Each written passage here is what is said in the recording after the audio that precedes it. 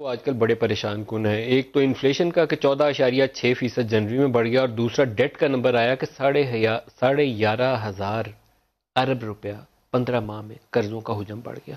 کہاں چلے گئے یہ سارے پیسے؟ بسم اللہ. دیکھیے، افراط زر کے بارے میں مجھے افسوس سے کہنا پڑتا ہے کہ حالانکہ یہ کافی بڑا نمبر لگتا ہے، مگر اصل میں ہمارا جو پاکستان بیورو آف اسٹیٹسٹکس ہے اس نے ابھی بھی افراط زر کو کم بتایا ہے. میں آپ کو چھوٹا سا اگزامپل دیتا ہوں.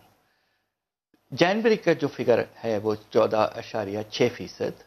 اس میں وہ یہ کہہ رہے ہیں کہ آٹے کی قیمت ہمارے پاکستان کے 17 شہروں میں ایوریج 47 روپے ہے.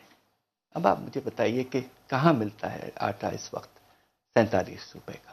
یہ تو فگر فجنگ ہے جی. جی، فگر فجنگ ہوئی ہے.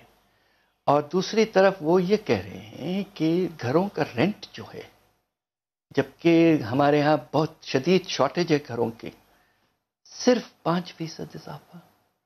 تو ہم نے بیٹھ کے، میں اور میرے 2 شاگردوں نے، ہم نے اس پہ ریسرچ کیا. تو مجھے یہ 2 باتیں کہنے میں سمجھتا ہوں ضروری.